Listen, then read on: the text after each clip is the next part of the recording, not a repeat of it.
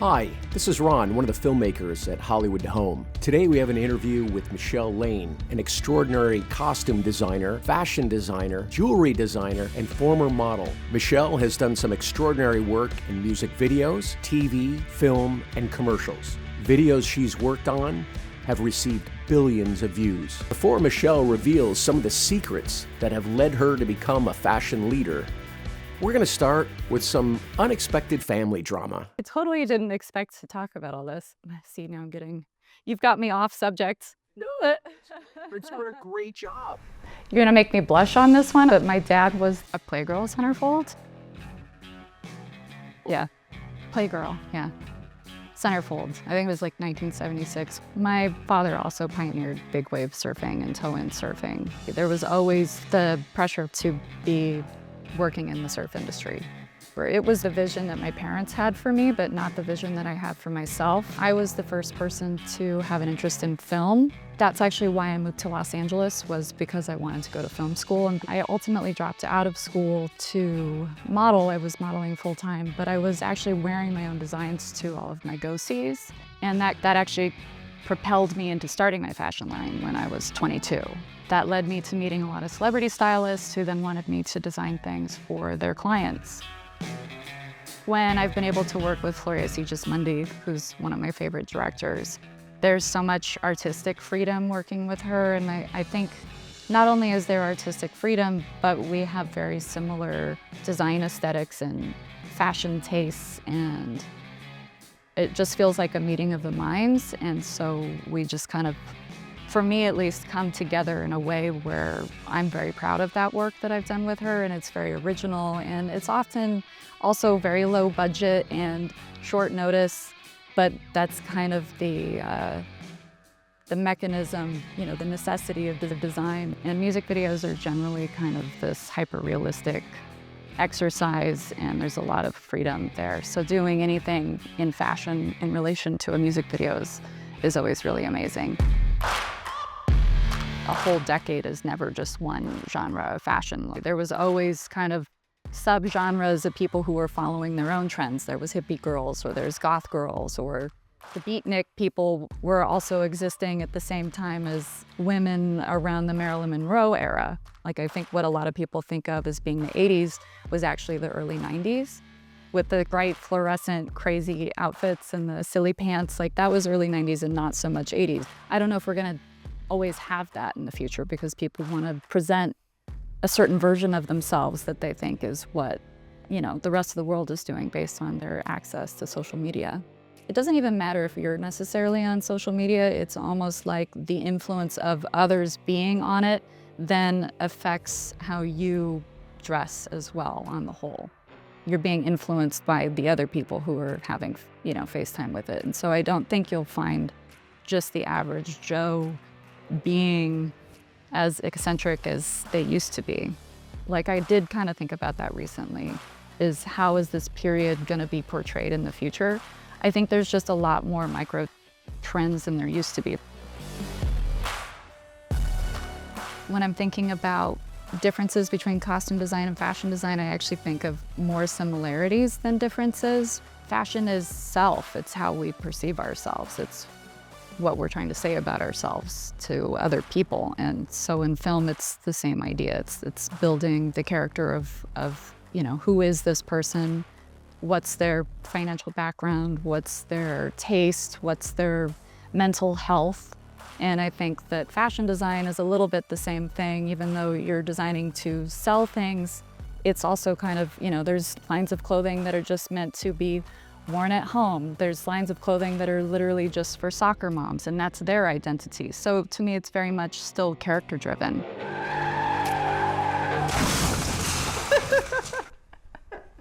I actually don't mind well, it depends. I guess I could like anything in a certain context. I put Crocs in a feature recently. They were camo Crocs, and it felt, I guess I liked them because Balenciaga had done a similar shoe, and it felt elevated in the particular way that we were using it. But that's what I love about fashion, is that bad can be good too. And I think it's a lot about confidence, and that applies to personal style. You can sell anything if you have the right level of confidence.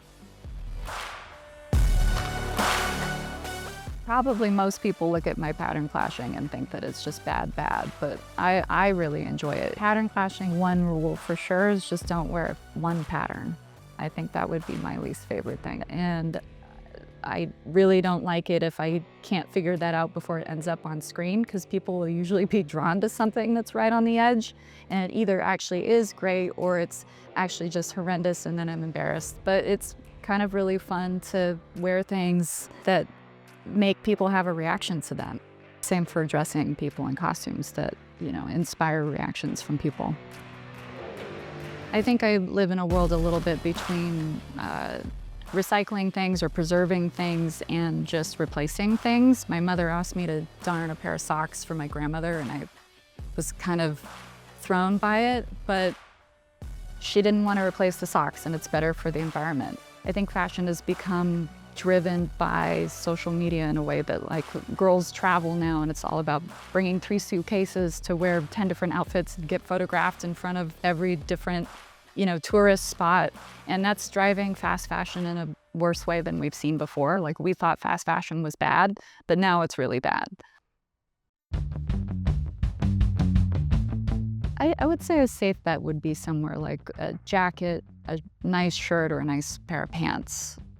Shoes are hard. I love investing money in shoes, but you also want to wear them, and that's the item that gets the dirtiest and gets the most wear. You can definitely protect them. I take my nice shoes to a shoe guy who does additional soling. It's worth the money. If that's a priority for you, is to look good and to elevate your wardrobe, then invest in a couple of things. It doesn't have to be an investment in a lot of things. It can just be 1 or 2 items that get mixed in. That is much more practical and much more, you can wake up every day and not have to put a lot of thought or effort into what you're wearing, because you have this go-to item that is going to make you look good and make you feel good, and it's worth the investment. The point of it is to elevate everything else that you have in your closet. If I buy something, I might not wear it for a couple of years, and I'll buy things and I'll return them, and I think that that's a big part of creating personal style, is just taking some risks, not being afraid of maybe wearing something that doesn't work, but you will kind of open yourself up and become a little bit more comfortable with what you are trying to move towards. If you want to be creative, then be able to laugh at yourself a little bit and give yourself some freedom to try some things, and then you'll that opens you up very naturally, like just trying something. The director, Adam Egypt Mortimer, who directed Arch Enemy, he was incredibly supportive of everything that I was going to do. He just kind of let me do whatever I wanted. And I think that's also because we established a lot of trust and we had the same kind of vision for the characters. I'm really trying to serve the story on a greater whole and not just serve myself in terms of what I like most for fashion. It's a collaborative art form, and I think that needs to be first and foremost. And there's been moments where I wanted something for myself and ultimately either didn't win it or didn't do it, and looking back, that was the right choice. And I think it takes a lot of times, like sometimes the costumes need to take a back seat. And when they take a back seat, there's still so much that goes into formulating that. It's almost kind of harder when you're doing a costume that needs to be very subtle and look very real, but getting to do something like a graphic novel, comic book style feature was really fun and really challenging to do it without, a Marvel movie budget. Oh, yeah, I think it's really challenging for me to look at other designers' work and say that I think that they've made a wrong choice, because I think I immediately look at the challenges that I'm faced with, and I know that they faced all sorts of challenges, and it's very unlikely that they just had bad taste. They probably ended up there because of a series of events that snowballed them there.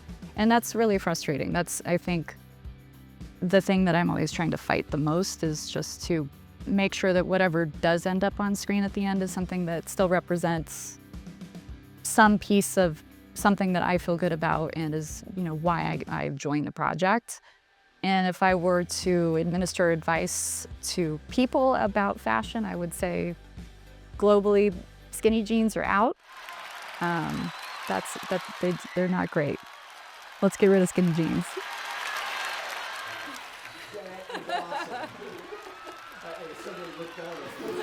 You're not wearing them. I certainly can't vote that your pants. So I was like, okay, they're not wearing them. It's perfect.